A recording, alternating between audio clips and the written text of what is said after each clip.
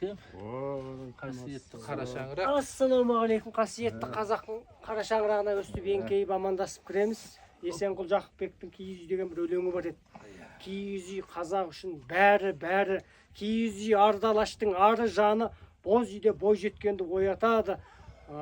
Бозтаңда шырылдаған бозторғайдың қоңыр әні дейді. Іргеде шу-шу етіп маңырағы, көңілім киіз үйді сағынады. Жатса да өмір өсіп өркен жайып, көңілімде бір нәрсе қоңырады. Қазақ киіз үй болмаса қазақтың киіз үйі көңілімде бір түрлі жабығады деген. Сол қазақ үйге, киіз үйге келіп отырмыз. Қандай керемет. Күләштің қазақ салған соқпақ бөлек, жол бөлек, киіз үйі күн сияқты дөңгелек деп. Киіз үйге қатысты бір-екі нені білетінімізді қысқашалап айтып кетейік. Шыңғыс бері қарай бұрыла ғой. Киіз үй мынау төр ғой, естен шыққан кезде міне төр. Төрге бисмилля деп жайғасып отырамыз. Ал енді осы киіз үй былай бөлінеді екен. Мына жақ оң жақ босаға.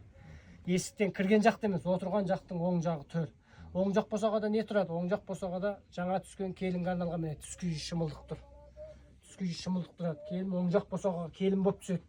Және қазақтың дүниетанымында ең маңыздысы соңғы сапарға аттанғанда жайлауда осы оң жақ босағаға арулап қойып, осы жақтан аттанады. Сол жақ босағада негізінен ас үйге қатысты жабдықтар, жаңағы сандық, кебеже, тағы басқа дүниелер тұратын. Үлкен кісілер осы киізде отырады, құс төсектер тұратын.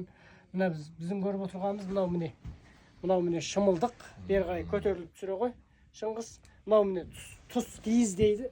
Біз енді түс киіз деп тілдің айтылу заңдылығына бейім деп айтамыз. Бұны қолменен тоқыған біздің келіндеріміз, жеңгелеріміз, аналарымыз қолмен тоқыған. Түс киізінде өңірлік, аймақтық, дәуірлік ерекшеліктер бар. Бір кезеңдерде гүлмен тігіледі, бір кездерде жүрек болып тігіледі, бір кездерде тағы басқа бәсеке шеберлер. Мынау міне шымылдығы, осы түс киізде жауып тұрады. Шымылдық. Мынау бөртпе. Енді бұл біздің өңірде, Қаражонда, Текесте, Іле өңірінде жаңа түскен жас келінге салынады, үкі тағылып. Егер кім бөртпемен кетіп бара жатса, ол жаңа түскен келін екен деген белгі. Ал енді киіз үйдің ішінде міне жүк жабулар, мынау міне біздің қалпақ, ақ қалпақ, қазақтың қалпағы, міне қызай қалпақ деп айтамыз, 4 сайлы. Бұны бір деректерде, бір аңызда қызай анамыз осы ақ қалпағын өз қолымен тігіп, 4 ұлы бар, Бегімбет, Меңіс, Итемген, Дербіс деген. Сол 4 ұлын шақырып, мына 4-еуің береке бірлікте болыңдар, өсіп-өніп өркендеңдер деп аманат еткен екен дейді. Мына қызайлардың қол өнері ерекше. Көріп отырғандарыңыз осы сол қол өнердің ерекше үлгісін көрсетіп отыр. Мына жерде бөрікті көріп отырсыздар. Мына жүк жабу, жүкті қазір бұлай қатарлап жинау жоқ. Бұл жоқ қазір. Аяғында мына жүк аяқ міне. Жүкті жинауға арналған. Мынау енді төр көрпелер екі жақта. Мынау жастықтар.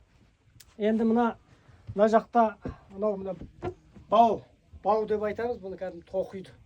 Мынау бау, киіз үйдің бауы. Мынау енді ерекше бір айтатын не басқұр. Қазақта бір жақсы сөз бар. Ұлтты дәстүр сақтайды, уықты басқұр сақтайды дейді. Уықтың сыртынан айналдырады басқұр. Басқұрдың баудан ерекшелігі бұл. Міне кең, мол, шашағы бар, арнайы өрмекпен тоқылады. Мынау міне желбау арқандары, мынау міне кереге. Шалмарқан мынау. Шалмарқан енді бұл үйдің желбауы. Желбауы мынау ғой дейм ме? Міне. Желбау, міне тұр. Міне желбау. Шаңырақты көтергенде осы екі желбаудан ұстайды. Бұл екі желбау шаңырақтың тепе-теңдігін сақтау үшін де қолданылады. Жел тұрғанда түсіріп салмақтан. Мынау енді уық. Уықтың енді міне жерде көп адам білмейтін иін доға пішіндес жері бар. Бұны қарны деп атайды. Уықтың қарны міне доға пішінде иіліскен. Жалпы уықты қазақ қарыспен өлшейді. 16 қарыс тағы басқа деген сияқты. Ал енді шаңырақтың уық шаншылған жерін көз деп айтады. Жалпы үйдің үлкен кішілігін есептеудің екі тәсілі бар. Бірінші кереге, қанат. 6 қанат, 8 қанат. Екінші қанша бас шаңырақ деп сұрайды. 90 бас. Мынау қанша бас шаңырақ? 75 бас шаңырақ. Яғни 75 уық шаншылады деген сөз. 90 уық шаншылатын да бар. Үлкен кәдімгі бірнеше жігіт қатар көтереді. Ондай шаңырақтарды, шаңырақтың желбауы. Мынау міне үзіктің ішінің өзі ою өрнек. Үзіктің ішінің керегелері тор көзі болады. Керегелер де тор көзі. міне торгөзінде көк деген. Мынау міне қоспасы. Екі керек. Мысалы міне мынағанға дейін бір қанат. Міне қоспасы. Арғара екінші қанат. Мынау 6 қанат қой, 4 қанат. 4 қанат. Бізде міне 4 қанат деген осындай үлкен үй. Әдетте ана енді Қазақстанда 4 қанат, мына үйлерді 6 қанат, 8 қанат деп есептейді. Мына жақта қанаттар үлкен болады. Мынау 4 қанат үй. Одан кейін мынау кереге мінекей. Мынау уық, шаңырақ, сосын бері қарай қаратайық, мынау ши. Бұл енді қазір шиді көп адам қолданылмайды. Шиді кәдімгідей шиді тартып, тоқып, және онымен қоймай. Мынандай ой өрнек шиді.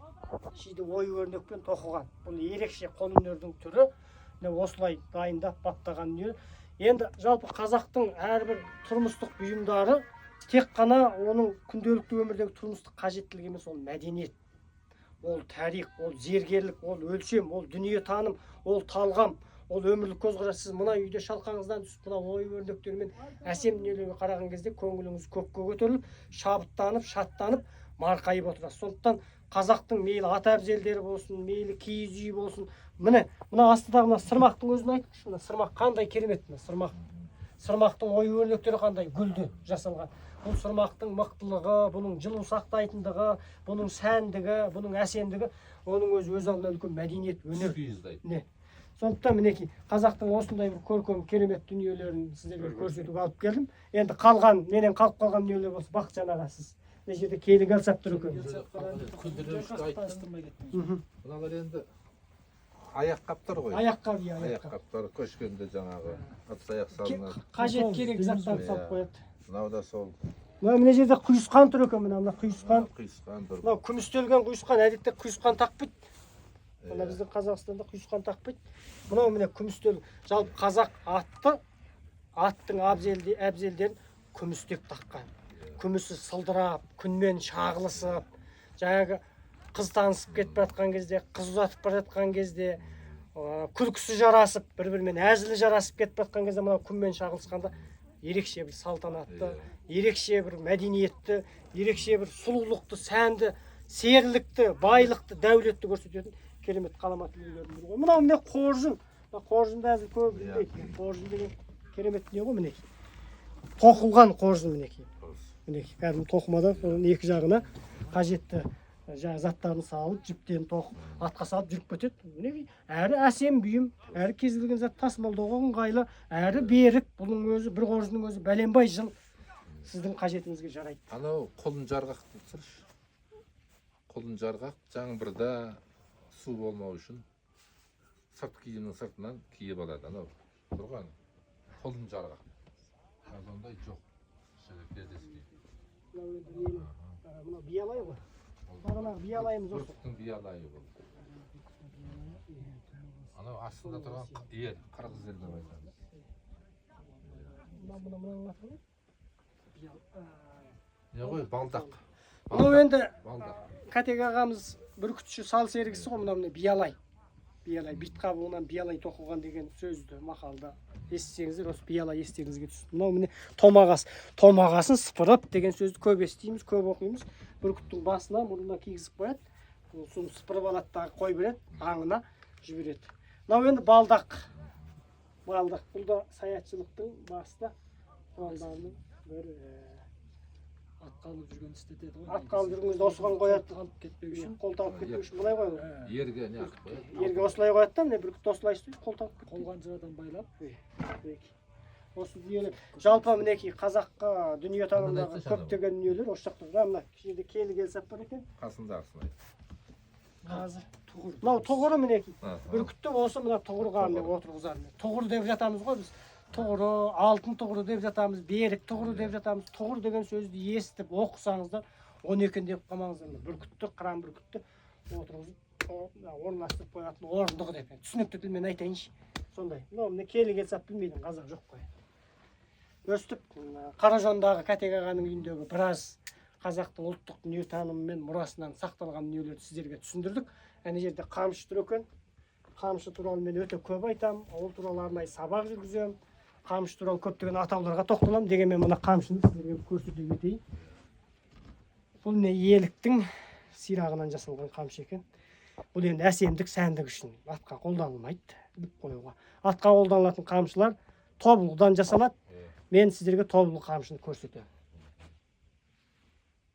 Қайдан алдық? Ау, білесіз.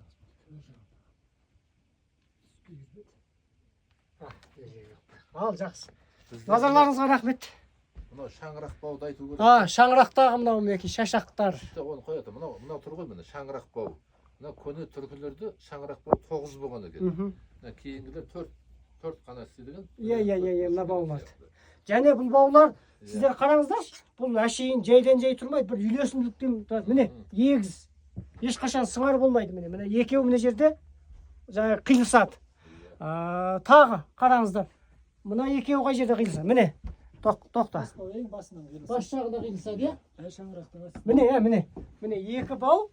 Міне жерде міне өмірдің түйілісі сияқты, ақпен қара, жақсылық пен жамандық түйіскен өмір дейін осылай түйіседі. Негізі енді бұдан да көбірек деу болады сияқты еді баулар. Әне біреу әне шаңырақтың қасында бәсе. Осылай түйісіп тұрады баулардың өзі. Оның өзінің бір ғылыми, ерекше өнер, дүниетаным өлшемі бар. Қалай болса солай, бау қалай болса солай, басқұр қалай болса солай кестен тоқ қоя салмайды. Әр дүниенің өлшемі бар қазақта. Әр дүниенің есебі бар. Әр дүниенің көркемдік ерекшелігі бар. Сондықтан біз тұрмыстық бұйымдарды тек өзімізге қажеттілік үшін ғана емес, біз оны өнер деңгейіне көтергенбіз. Біз оны ғылым деңгейіне көтергенбіз.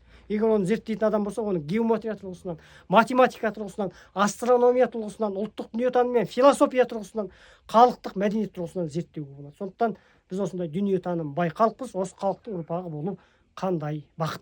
Халықтың мұраларын бағалаңыздар, сыйлаңыздар, қадірлеңіздер, сақтаңыздар ағайын. Назарларыңызға рахмет.